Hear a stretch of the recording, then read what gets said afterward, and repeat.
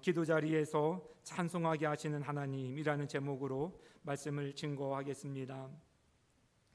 본문은 바울과 실라가 감옥에 갇혀 있고 그리고 기도하고 찬송하는 사건을 우리에게 소개해 주고 있습니다. 바울이 지금 그 일행과 함께 빌립보에 와 있습니다. 그런데 사실 처음부터 빌립보를 원하여서 이르게 된 것이 아닙니다. 빌립보가 마게도냐 첫 성이라 성경은 기록해 주고 있는데요. 이 빌립보 도성이 리틀 로마라고 불릴 정도로 로마의 가치, 철학, 색채가 가장 짙게 배어 있는 곳이었습니다. 처음부터 바울 일행이 이곳을 오려고 했던 것이 아니라 그들의 일행은 무시아, 비두니아, 갈라디아 북쪽, 아시아 쪽, 이젠 아시아 쪽으로 방향을 틀어서 하나님의 복음을 증거하기를 원했더랬습니다. 그리고 또 확신이 있었지요. 하나님께서 우리에게 주시는 마음을 가지고 우리가 복음을 증거한다. 그래서 상황에 따라서 움직이다 보니까 아시아 쪽으로 방향이 잡히게 되어지는 것입니다. 그런데 성령님께서 임하셔서 이들에게 환상까지 보여주시면서 그 길이 아니라 반대길이라 일러주시는 거예요. 아닙니다, 주님. 저는 이 길이 내가 주님을 위해서 가야 될 길이라는 것을 확신합니다. 그런데 하나님께서 꿈속에 나타나셔서 환상으로 이 길이 아니라 반대길이다 하고 방향을 틀어주시는 것이에요. 우리가 신앙생활을 하면서 늘 우리 강조하고 조심하고 경계하는 것이 이거잖아요. 하나님의 이름이라고 하는 명분으로 우리가 하고 싶은 것을 하지 말자는 거예요. 이건 굉장히 중요한 일이에요. 교회에서 하는 모든 일들이 하나님을 위한 일이다. 우리 그렇게도 속지 말자는 거예요. 교회 안에서 이루어지는 일인데도 사람의 욕망에 근거한 일이 될 수도 있고요. 하나님을 영광을 위한 일이라고 하는 명분은 중요한데 그렇게 내세우고도 내가 하고 싶은 대로 하고 싶은 일이 될 수도 있다라는 거예요. 지금 사도 바울 일행이 하나님의 그거에 대한 제동을 받고 있다라는 것을 알 수 있는 것이죠. 이 과정을 통하여서 하나님께서 환상을 통하여서 제동을 걸고 그들의 방향을 정반대로 아시아 쪽에서 유럽 쪽으로 트십니다. 그래서 유럽 쪽으로 가고자 하시는 그 길 첫 교두보로 마게도냐 첫 성인 빌립보 도성에 이르게 하셨다라는 것입니다. 말씀드렸던 것처럼 이 빌립보는 로마의 문학, 철학, 가치관, 로마의 색채가 가장 짙은 곳 중에 하나였어요. 왜냐하면 퇴역 군인들을 그곳에 정책적으로 이주를 시키기 시작을 한 거예요. 국가가 군사권이 앞세우는 정권에서는, 그런 시대에서는 군인들보다 위상이 높을 수는 없어요. 막강한 권한이 군인에게 쥐어져요. 그래서 퇴역 군인들이라고 하면 가장 로마다운 사람들이라 보시면 됩니다. 가장 로마적인 국가관을 가지고 있고 가장 로마적인 그 문화관을 갖고 있고 시민의식을 갖고 있는 이들이 퇴역 군인들이라 할 수 있는데 이들을 국가 정책상 이주를 시켰다라는 것이에요. 그곳이 빌립보예요. 이 퇴역 군인들을 이곳으로 이주를 시켰으니 얼마나 로마의 기강이 철두철미했었고 얼마나 이들을 통하여서 로마의 질서가 이 빌립보 지역의 판박이식으로 확립될 수 있었겠습니까? 이곳에 바울과 실라 그 일행이 도착하게 됐다라는 것입니다.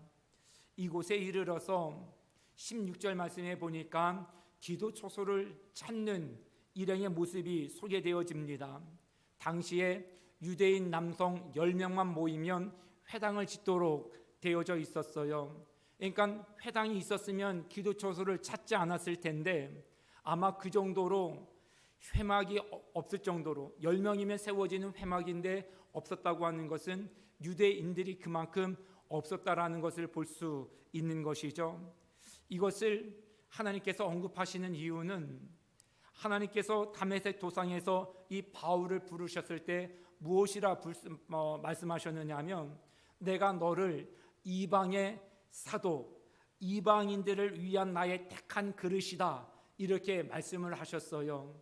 그러니까 유대인 10명도 채 되지 아니하는 거리와 지역에 철저히 이방의 땅이 되어진 그 빌립보 지역에 이방인들을 위한 그릇으로 택함 받은 사도 바울을 하나님께서 서게 하셨다라는 것이시죠.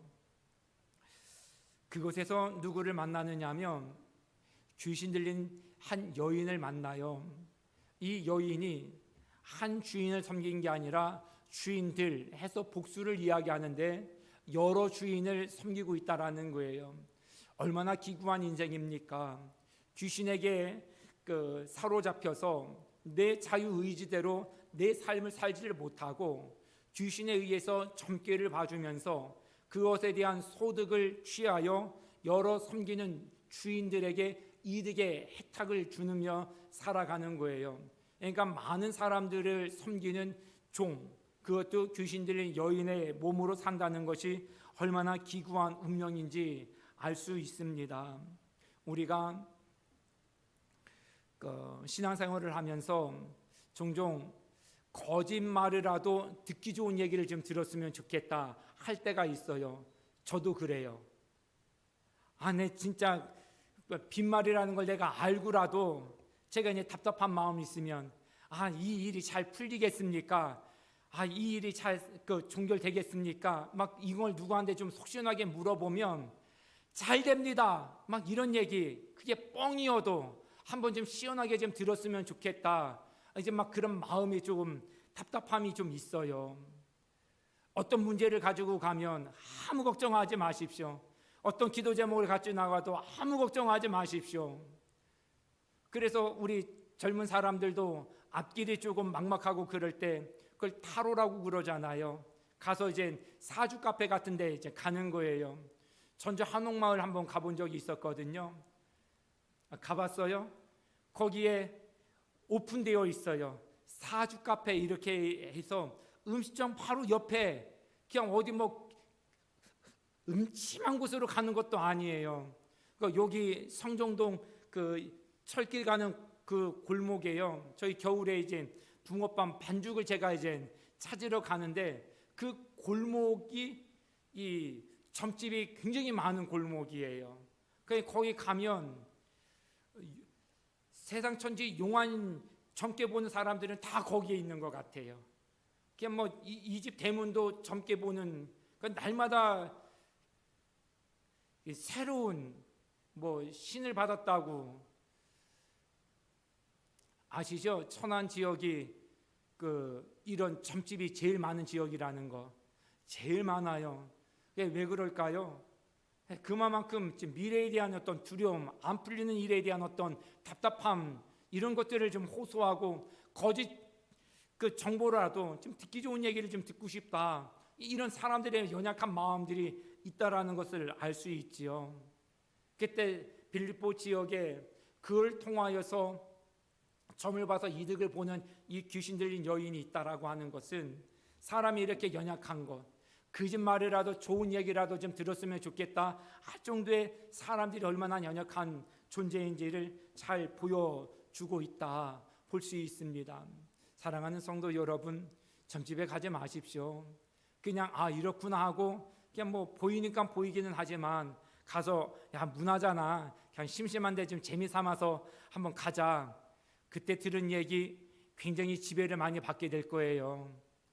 가지 마십시오. 듣기 좋은 얘기를 듣는 게 아니라, 그래서 우리에게 좋은 일이 생기는 게 아니라 우리에게는 복음이 들려져야 우리에게 좋은 일이 생겨요. 복음을 듣고 복음의 말씀에 순종하여 살아가는 것이죠. 이것으로 인하여서 사람의 연약함을 이용하여서 자기의 이득을 받던 사람들, 여러 주인이라고 말씀을 드렸는데, 이들이 이 여인에게 젊게 보는 그 신통한 능력이 사라졌다는 것을 보고 원인을 보니까 이 바울 일행 때문에 그렇게 됐다라는 것을 안 거예요. 그래서 고발해 버렸어요. 그 로마에 집정관이 있어요. 그 집정관에게는 그 12명의 릭토르라고 하는 같이 동행하는 팀원이 있어요. 이 릭토르라고 하는 사람들은 항시 방망이를 차고 채찍을 착용하고 이제 다니는 거예요. 그래서 이런 고발건이 있거나 할 때 이제 그걸로 이제 질서를 이제 잡는 일이죠. 그런데 로마 집정관이 이렇게 상황을 놓고 보니까 무슨 도를 정했는지 별 관심을 보이질 않는 거예요. 난 모르겠고 하나 제목을 정하는 거예요. 소란케 한 죄.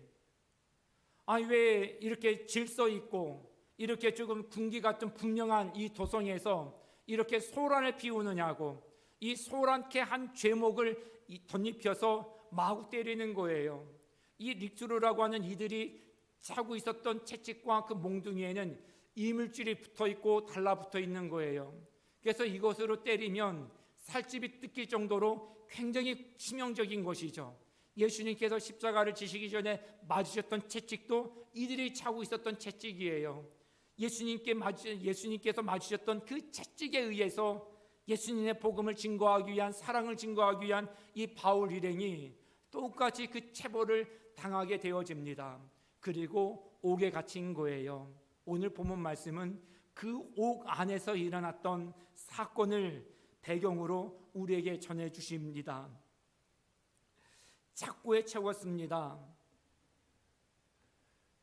당시 감옥은 세 종류가 있었다고 그래요. 첫 번째 감옥이 코무리오, 위치는 1층에 있었고요. 경고음제들, 내가 그거 하지 말라 그랬잖아, 괜찮아, 그냥 며칠 있으면 되니까 조금만 좀 버텨, 이렇게 지은 경범죄들을 가두는 곳, 그곳이 코무리오. 두 번째 감옥은 인테리오. 내가 하지 말라고 그랬지, 넌 좀 정신 좀 차려야 돼, 이렇게 좀 죄 지은 사람들 지하 1층 감옥에 가둬놓는 거예요. 그것이 인테리오예요.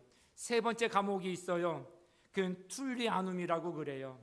너 이젠 죽었어, 이제 못 나와, 이제 그렇게 사형을 전제로 아주 흉악범들을 가둬놓는 곳, 그것이 툴리아눔이에요. 그런데 바울 일행이 갇힌 곳이 바로 이 툴리아눔, 지하 가장 깊은 감옥이었다라는 것입니다. 이쯤 되어지면 바울과 실라가 취해야 될 선택은 무엇일까요? 우리가 일반적으로 생각을 할 때 기도는 언제 하고 찬양은 언제 하십니까? 지금 바울 일행은 지금 해야 될 것이, 대개 우리들도 기도를 절박한 중에 하잖아요. 찬양은요, 뭔가 좀 잘 풀릴 때요. 기도는 우리가 어떤 좀 원치 않은 병 때문에 고생을 할 때, 일이 잘 안 풀릴 때, 사업이 자꾸 꼬일 때, 자녀들의 문제도 자꾸 뭔가 계획대로 안 나갈 때, 우리 가정의 모든 것들이 애군이 꼈는지 세상 사람들 얘기처럼 그렇게 뭔가 좀 가슴 절절한 사연이 있을 때, 절박할 때 기도를 우리 많이 하게 되잖아요. 찬양은요, 그 반대의 일이 있을 때 찬양하기가 쉽지요.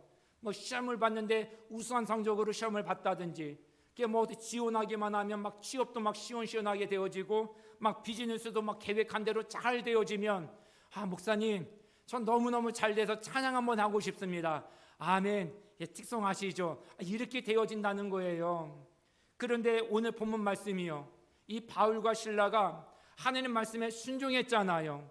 가고자 하는 아시아 쪽으로 못 가고 환상을 통하여서 하나님께서 강제로 방향을 틀어서 유럽 쪽으로 가라고 그래서 마게도냐 첫선 빌립보에 섰어요. 복음을 증거했어요. 그런데 옥에 갇혔어요.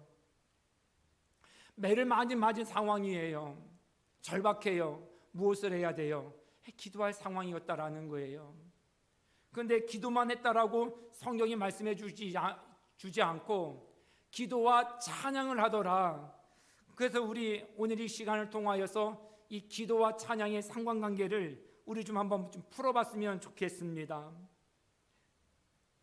시편 40편 1절에서 3절 말씀해 보니까, 내가 여호와를 기다렸더니, 기다린 게 다른 이유가 아니에요. 내가 너무 힘드니까 하나님 나를 도와주십시오, 내게 오십시오 요청하고 나를 도와주실 하나님을 기다렸다라는 거예요. 그러고 난 다음에 내게 귀를 기울이사 나의 부르짖음을 들으셨도다. 잘 들어보십시오. 나를 기가 막힌 웅덩이와 수렁에서 끌어올리시고, 기도할 수밖에 없겠지요. 기가 막힌 웅덩이, 수렁에서 나를 끌어올리셨다. 이것 때문에 기도했다라는 거예요. 이것 때문에 기도하시고 하나님께서 내게 찾아와 내 기도에 절박한 상황을, 사연을 다 들어주시기를 원하는 마음으로 기도를 드렸더니 이후 나오는 고백입니다. 내 발을 반석 위에 두사 내 걸음을 견고하게 하셨도다. 새 노래 곧 우리 하나님께 올릴 찬송을 내 입에 두셨으니 많은 사람이 보고 두려워하여 여호와를 의지하리로다. 내가 기가 막힌 웅덩이와 수렁에서 하나님 앞에 기도를 하였더니 하나님께서 그 기도의 자리에서 찬양의 자리가 되게 하셨다라는 거예요. 나에게 찬양을 주셨다라는 것은 모든 상황을 역전시켜 주셨다라는 고백이에요. 사랑하는 성도 여러분, 저도 우리 성도님들에게나 제 인생에 이런 기도 자리가 터져나오는 찬양의 자리가 되기를 얼마나 사모하는지 모릅니다. 그런 은혜를 정말 사모하시고 누리는 우리 모두가 되실 수 있기를 바랍니다. 새 노래를 내 입에 두셨다라는 것은 말씀드렸던 것처럼 내가 찬양할 수 있도록 하나님께서 역사해 주셨다라는 것이에요. 여전히 장소는 로마 감옥이에요. 그것도 지하 3층, 사형수들, 중범죄들이 갇혀 있는 그곳에서 기도하기 시작하면서 연이어서 찬양을 같이 드릴 수 있도록 하나님께서 도와주셨다. 처음에 바울이 어떤 마음이 들었겠어요? 아니, 하나님, 제가 나 일을 위해서 한 것도 아니고 하나님 복음을 위해서, 예수 그리스도의 복음을 위해서 내가 이렇게 살겠다고 하고, 더군다나 내가 가고자 하는 곳이 아니라 성령님께서 가라고 하시는 곳, 제가 순종하는 마음으로 여기까지 왔는데 하나님, 이 감옥이 웬 말입니까? 할 수 있잖아요. 그런데 그런 모습을 보이는 게 아니에요. 그냥 내 맞고 몸이 너무 힘들고 내 뜻대로 잘 안 되니까 그것이 하나님의 일이어도 마음이 무너져 내리는 거예요. 그래서 하나님께 울고불고 기도하기 시작을 한 거예요. 그랬더니 하나님께서 그의 기도에, 또한 그 기도하는 그 심정에 주님께서 찾아오셨어요. 우리가 이 심정을 하나님께서 헤아려 주신다라고 하는 이 표현을 할 때 저는 한나를 설명드리고 싶어요. 사무엘상 1장 2장 내용에 한나의 기도 내용이 나와요. 아이를 갖지 못한 거예요. 또 다른 남편의 철인 분인 나는 내가 아이를 못 낳는 것 때문에 글을 들여서 아이를 낳는데 계속 나를 격동시키는 거예요. 격동은 내 속을 뒤집어 놓는 거예요. 볼 때마다 내 속을 뒤집어 놓는 거예요. 그래서 이 마음 아픔을 가지고 하나님께 나가서 기도하고, 그때 한나가 고백하기를 하나님께서 내 심정을 통촉해 주셨다. 내 심정을 통촉해 주셨다라는 건 다른 표현이 아니에요. 하나님께서 내 마음을 들여다봐 주셨다라는 거예요. 내 마음이 하나님의 마음과 합해졌다라는 거예요. 내 억울한 심정을 하나님께 갖고 나가서 내 사연을 가지고, 내 사정을 가지고 하나님께 아뢰던 중에 하나님의 마음이 내 마음에 확 달라붙은 거예요. 내 마음이 주님의 마음이 되고 주님의 마음이 내 마음이 되어지고, 그것이 내 심정을 통촉해 주셨다, 그렇게 이해를 할 수 있습니다. 그러고 난 다음에 한나가 고백하기를 하나님을 찬양해요. 우리가 우리 상황만 바라보고 하나님 앞에 절박한 마음으로 기도를 드리죠. 그런데 그 기도 중에 하나님께서 우리에게 하나님의 마음을 접붙여 주신다는 거예요. 그러고 하나님의 뜻을 보여주시고 계획과 섭리하심을 바라보게 하시는 거예요. 내가 내 마음을 바라보니까 지옥 같은 거잖아요. 그런데 기도는 어떤 역사의 장이에요? 내 마음에 하나님의 마음을 접붙여 주시는 장이요 시간이라는 거예요. 그래서 기도하다가 평안을 얻게 되는 거예요. 내 마음으로는 지옥 같은데 기도하던 중에 하나님의 마음으로 내 마음을 덧입혀 주심으로 마음을 평안케 해주시는 거예요. 미운 사람이 사랑하게 되어지는 기도의 역사가 그래서 가능한 거예요. 그를 위해서 기도해요. 근데 주님의 마음이 나한테 전부쳐지는 거예요. 미웠던 사람이 사랑스러워지는 거예요. 내 모든 상황이, 내 모든 가족이 눈만 뜨면 똑같으니까 지옥 같아요. 그걸 가지고 절박한 심령으로 하나님께 기도를 하는데 하나님의 마음을 내 마음속에 입혀주시는 거예요. 그래도 가족들이 사랑스러워 보이는 거예요. 그래서 한나가 그 기도를 드리던 중에 하나님의 심정을 통하고 평안한 마음으로 돌아가요. 엘리제사장도 그렇게 축복을 해요. 하나님께서 여인의 기도를 다 응답해 주시고 축복해 주시기를 주실 것입니다. 여인이여 여종이여 평안히 돌아가십시오. 우리가 왜 기도해야 됩니까? 이런 역사를 소망하는 것 아닙니까? 내 마음을 새롭게 해주시는 하나님의 은혜, 내 마음속의 모든 절망스러움을 희망으로 바꿔주시고 모든 원망스러움을 감사로 바꿔주시는, 우린 그래서 기도 자리를 사모하는 거예요.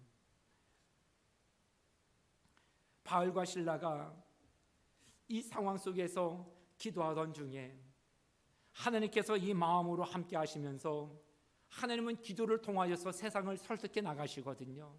먼저는 기도하는 사람을 설득해 나가시는 거예요. 이해할 수 없는데 이해를 시켜주시는 거예요. 설득해 주시는 거예요. 그 상황을 설득시켜 주시고 그 모든 관계를 이해시켜 나가시는 거예요. 먼저는 기도하는 자에게. 그래서 하나님은 우리의 모든 관점을 새롭게 하시고 내 임의로 해석하고 판단했던 것들을 하나님 새로운 각도에서 해석하고 새롭게 바라보게 해 주신다는 것이에요. 어느 수련회에 남학생이, 중학교 남학생이 참석을 했어요. 강사 목사님 인도하에 따라서 첫날 막 기도하고 말씀에 순종해서 첫 집회를 마치고 나서 이 강사 목사님한테 이 학생이 갔어요. 울면서 얘기를 해요. 목사님, 나는 왜 우리 가정에 내가 태어났는지 몰라요. 우리 엄마 아빠는 맨날 싸우고 맨날 불행하고 경제적으로 너무 어려워서 난 너무너무 불행해요. 행복이라는 것은 눈꼽만큼도 찾아볼 수 없어요. 나는 하나님이 살아계신다고 한다면 왜 이런 가정에 이런 부모님의 자식으로 태어나게 하시는지 모르겠어요. 목사님이 이렇게 얘기했어요. 네가 모르는데 내가 알겠냐? 저는 선뜻 이 장면을 대했을 때 이런 목사님이 있어? 순간 막 화가 나더라고요. 막 위로받고 싶어서 얘기를 막 통하는 건데, 그러니까 네가 모르는 걸 내가 알겠냐? 이렇게 차갑게 딱 내뱉으시면서 하시는 말씀이요. 그래서 하나님께서 너를 이 가정에 보내주신 거 아니겠냐? 그 엄마 아빠가 불행하니 네가 엄마 아빠를 위해서 기도하여서 엄마 아빠가 행복하도록 하기 위한 하나님의 뜻이 계시는지 모르지 않겠냐? 너가 경제적으로 어려워서 나도 부잣집 아들로 태어났으면 너무 좋겠는데 혹시 그것 때문에 먼저 가슴앓이한 부모님들을 위해서 너가 축복하여 가정이 복되게 하도록 하기 위해서 하나님께서 너를, 믿음의 사람인 너를 그 가정에 자녀로 태어나게 하신 것이 아니겠느냐. 그 다음날 기도하기 시작을 했어요. 하나님께서 정말로 기쁜 수렁 같은 심정으로 하나님께 기도하던 그 학생의 마음을 열어주셨어요. 기도하던 중에 찬양이 터져 나오는 거예요. 그렇게 원망스러웠던 엄마 아빠를 위해서 기도하기 시작을 하는 거예요. 그렇게 푸른하다고 생각을 했던 가정을 위해서 하나님께서 내게 이 가정을 왜 태어나게 하셨는지를 보게 하신 걸 가지고 하나님께 눈물 흘려서 기도하는데 감사가 있는 거예요. 찬양이 있는 거예요. 엄마가 예전의 엄마가 아니고 아빠가 예전의 아빠처럼 보이지를 않아요. 내가 엄마 아빠의 자식인 게 영 부끄럽고 늘 불평이고 불만이었는데 내가 엄마 아빠의 자녀로 태어난 것이 고맙고 감사한 일이 돼버린 거예요. 절망한 상황을 가지고 푸른하다라고 하는 내 상황을 가지고 하느님 앞에 울부짖어 기도를 했더니 그도 알지 못하고 보지 못했던 것들을 하느님께서 보게 하시면서 그의 절박한 기도 속에 감사와 가슴 벅찬 찬양이 있게 하셨다라는 것이에요. 사랑하는 성도 여러분, 우리를 살다 보면 아직 이른데요. 이렇게 하면 제가 마무리를 져야 돼서 아직 좀 전해야 될 메시지가 있어요. 죄송합니다. 우리도 살다 보면 이럴 때 있잖아요. 우리가 왜 하나님을 찾는 거죠? 이런 역정케 되어진 하나님의 역사를 소망하기 때문 아니겠습니까? 우리가 기도할 때 눈물 많은 사연을 가지고 나와요. 그리고 우리가 돌아갈 때는 어떻게 되기를 원해요? 하나님, 내 입술에 찬양이 있기를 원하는 것. 내 발걸음이 무겁게 왔지만 하나님, 가벼운 발걸음이 되어 돌아가는 것. 그래서 저는 우리 성도님들이 예배 시간뿐만 아니라 금요 기도회든 새벽 기도회든 전 정말 나오셨으면 좋겠어요. 숫자 채워달라는 차원에서가 아니라 인간적으로 함께 하시면 제가 힘이 되는 건 사실입니다만, 이런 놀라운 기도의 역사가 저와 여러분들에게 필요하기 때문이라는 것이죠. 어느 목사님께서 은퇴를 하셨어요. 하나님께서 나에게 온라인 새벽 기도를 하게 하시라는 그 메시지가 있어서 순종을 하셨다라는 거예요. 다른 걸 하고 싶은데 왜 이것이어야 됩니까? 이해를 하지 못했어요. 그런데 하라는 자꾸 마음에 강한 하나님의 또 그 인도하심이 있으니까 새벽 기도회를 시작을 하십니다. 그러던 중이에요. 이게 웬일이에요? 폐암 판정을 받아요. 폐암 치료가 그렇게 힘들대요. 그러다가 어느 정도 또 회복되는가 싶은데 전립선 암에 걸려요. 한번 두 번째 이 정도 되면 거의 절망 아닙니까? 그런데 세 번째 갑작스런 암이 찾아오는 거예요. 나로 하여금 하나님 곁을 떠나도록 한 것도 아니고 하나님 안에서 하라시는 것을 하면서 순종하며 지금까지 오는데, 은퇴 이후에 현역으로 목회하면서 얼마나 힘들고 지쳤겠어요. 하루의 시간도 쉼도 없이 바로 이 사역을 또 감행하도록 하시는데 이유를 알 수 없는 거예요. 그런데 나중 돼서 아시게 됐더라고, 간증을 하시는 것이요. 내가 이 기도회를 기도하게 하시는 이 말씀에 순종하지 않으셨다고 한다면 나는 이 연거푸 찾아오는 이 암과의 투병 가운데 저는 마음이 간담이 녹아져서 전 벌써 죽었을 것입니다. 나를 살게 하시는 그 이유를 두시기 위해서 나에게 진작에 기도할 수 있도록 사명을 주셨다라는 것을 고백을 하시더라고요. 그분의 사연 가운데 항암 치료를 받으면, 우리 성도님들도 항암 치료 받으시는 분들이 계셔서 그 고통이 어느 정도인지 제가 조금은 알겠어요.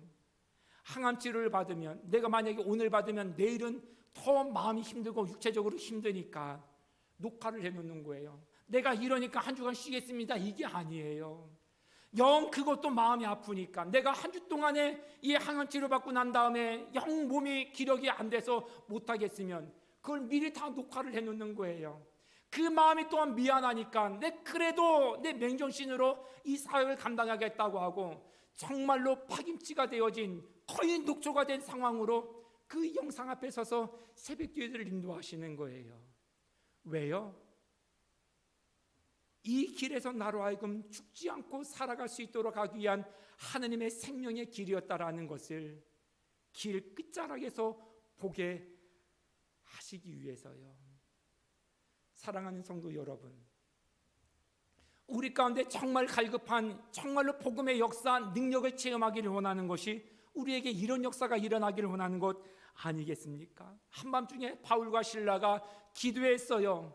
그러다가 찬양을 하게 하셨어요. 왜 그랬을까요? 본 것이죠. 하나님께서 내게 여기까지 이르게 되어지고 난 이후에 이 고난과 이 절박한 상황 속에서 무엇을 보게 하셨을까요? 하나님께서 왜 아시아로 가지 아니하고 유럽으로 가도록 방향을 트셨는지에 대한 하나님의 차원 높은 비전을 바라보게 하셨다라는 거예요. 그러고 중학교 한 학생처럼 하나님께서 나를 이 가정 가운데 태어나게 하셔서 이 불운한 가정의 자식이 되게 하신 이유가 그전까지 보지 못했던 또 다른 하나님의 관점에서의 보게 하시는 가슴 벅참을 허락해 주셨던 것처럼 바울과 실라에게는 그날 밤은 그것을 발견하는 귀한 자리가 될 수 있었다라는 것이에요. 놀라운 일이 일어납니다. 그렇게 기도하고 찬양을 하면서 웅문이 열리고 채웠던 착고가 풀어지기 시작을 했어요. 우리가 하나님의 뜻을 발견하지 못하면 하나님 석방시켜 주셔서 감사합니다 하고 얼른 나갔을 거예요. 우리가 질병 가운데서도 우리가 기도하다가 하나님께서 고쳐주셨으면 하나님 이게 왜 은혜입니까? 감사하고 얼른 그 자유의 몸을 된 것을 만끽했을 거예요. 그런데 바울과 실라가 나가지를 않아요. 내가 기도하고 찬양한 거의 목적은 내가 감옥 안에 있어서 풀려난 게 목적이 아니라 내가 이 정도의 1차원적인 것으로 내가 찬양한 것이 아닙니다 하는 고백이에요. 무엇을 바라봤을까요?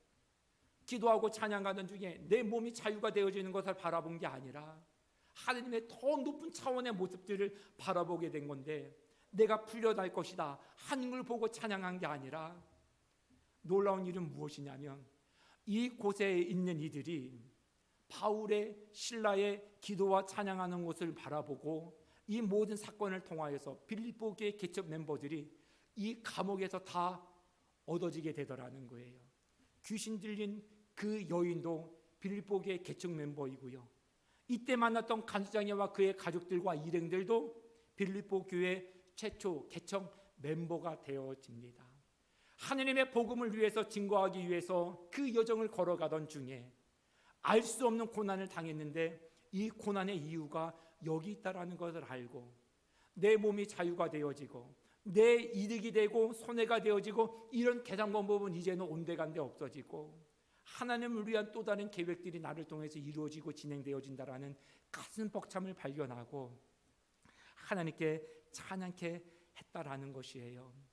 사랑하는 성도 여러분, 우리가 하나님의 뜻을 바라보지 아니하면 우리는 늘 1차적인 것에 만족하며 살아갈 수밖에 없는, 그래 또 1차적인 것에 또 1차적인 것에 또 1차적인 것에, 그래서 1차적인 것은요, 응답을 해 주셔도 지나가면 잃어버려요.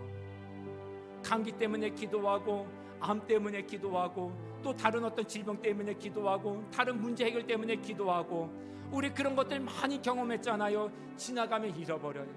더 깊은 감사의 자리까지 하나님의 뜻을 발견하는 것이죠. 하나님의 길을 발견하는 것이죠. 마르지 아니하는 기쁨이 거기에 있어요. 멈추지 아니하는 평안함이 거기에 있어요. 이것을 바라보게 하신 바울과 실라에게 하나님의 이 모든 섭리하심에 눈을 뜨게 하시고 난 이후에 가슴 벅찬 찬양을 하나님께 드렸다는 것입니다. 인생의 한밤중이십니까? 착고가 풀어지는 것만을 바라보고 계십니까? 인생의 한밤중에서 지금 이 문제만 지금 해결되어지기만 하면 하는 차원에 머물러 계시다고 한다면, 하나님, 제가 바울과 실라처럼 더 높은 차원의 하나님의 계획하심을 바라볼 수 있도록 하나님 저를 이끌어 주세요. 착고가 풀어져서 자유의 몸이 된 것보다 더 근본적인 기쁨을 누리며 살아갈 수 있도록 하나님 도와주세요. 하나님, 내가 좋은 것 취직한 것보다 더 마르지 아니하는 기쁨을 누리며 살아갈 수 있는 그 원초적인 하나님 기쁨을 바라볼 수 있게 해주세요. 세상 사람들이 갖는 그런 모든 만족감을 넘어선 그 어떤 것에도 흔들리지 아니하는 반석 위에 세우는 듯 그런 기쁨과 만족을 접하여 살아갈 수 있게 해주세요. 그것이 바울이 신라가 감옥 안에서조차도 원망하지 않고 기도뿐만 아니라 찬양할 수 있었던 비결이었다라는 것이에요. 하나님, 1차적인 내 손익계산을 넘어선 기쁨, 내 손익계산을 넘어선 감사, 내 손익계산을 넘어선 내 감정과 기분과 이 모든 것들을 넘어선 하나님 감사하는 자가 되게 해주세요. 아파도 감사하고 건강하면 더 감사하고 부족한 중에도 감사하고 넉넉하고 여유로우면 더 감사하고 잘 안 돼도 감사하고 잘 풀리면 더 감사하고, 이런 삶은 1차적인 소원을 넘어서는 자에게 주어지는 은혜가 아니겠습니까? 날씨가 덥다고 짜증내고 에어컨 바람 앞에 있어서 감사하고 그건 너무 1차적인 것이죠. 하나님, 더워도 감사해요. 시원하니 더 감사합니다. 하나님, 추우니 하나님 감사합니다. 더 추워도 하나님 감사합니다. 그런데 따뜻하니 더 감사합니다. 옥에 있어도 감사합니다. 풀려나도 하나님 감사합니다. 그런데 하나님의 뜻을 보게 하시니 더 감사합니다. 누가 이들의 마음속에 있는 이 감사를 훼손시킬 수 있겠습니까? 그래서 우리가 잘 아는 것처럼 감옥은 그들의 육체는 결박할 수 있어도 그들의 마음의 평안과 감사까지는 결박할 수 없다. 이게 복음의 능력입니다. 사랑하는 성도 여러분, 전천후적으로 하느님께 터져나오는 찬양을 드리는 주인공들이 될 수 있기를 바랍니다. 모든 상황 속에서 하나님 앞에 기도뿐만 아니라 찬양하고 가슴 벅찬 감격적인 그런 삶을 살아낼 수 있도록 하나님 깊은 은혜의 자리로 우리를 기도 중에 이끌어 주십시오. 기도하던 중에 찬양이 터지고, 기도하던 중에 감사가 터지고, 원망 중에 하나님 앞에 놀라운 고백을 할 수 있는 한나의 고백, 이 모세의 고백, 민족적인 고백, 이 모든 것들을 고백을 넘어서는 하나님 그런 삶의 주인공이 될 수 있도록 저는 우리 모든 성도님들이 이와 같은 귀한 감사자가 될 수 있기를 바랍니다. 감옥 안에조차라도 하나님께 기도뿐만 아니라 찬양할 수 있는 믿음의 종들 다 되어질 수 있기를 주님의 이름으로 축복합니다. 우리 오늘 말씀 생각하면서 찬송을 부르세요. 우리 찬양 같이 한번 좀 불렀으면 좋겠어요. 이게 좀 오래된 찬양인데요, 가사가 간단합니다. 그래서 이 찬양 참 좋습니다. 찬양 같이 한번 부르면서 우리의 마음을 하나님 앞에 고정하도록 하겠습니다.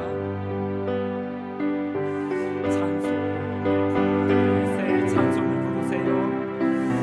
찬송을 부르세요. 놀라운 일이 생깁니다. 놀라운 일이 생깁니다. 찬송을 부르세요. 찬송을 부르세요. 찬송을 부르세요. 놀라운 일이 생깁니다. 찬송을 기도를 드리세요.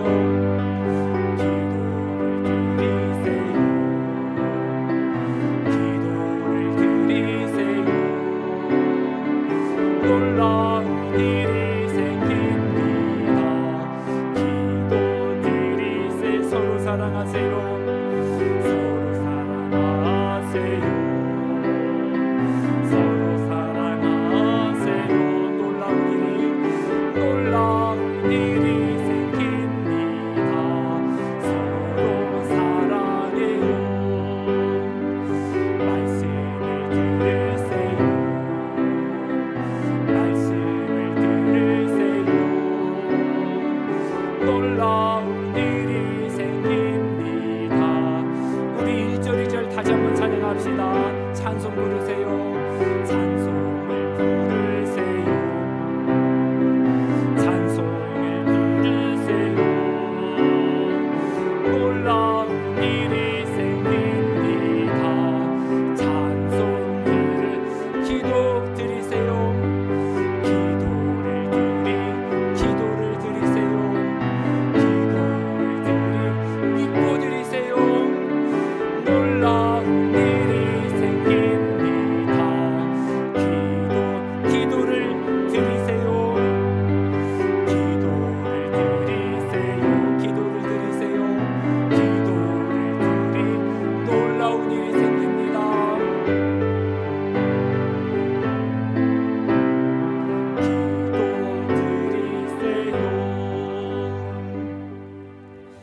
우리가 마음이 힘들잖아요. 그냥 기도했다라고 형식에 위안받지 마세요. 그거는 기도의 목적에 1도 포함이 되지 않아요. 기도 받아서 기도했다고 위안받고, 나 기도에 참석했다 위안받고, 그건 기도의 능력에 1도 포함되지 않아요. 기도는 놀라운 능력이에요.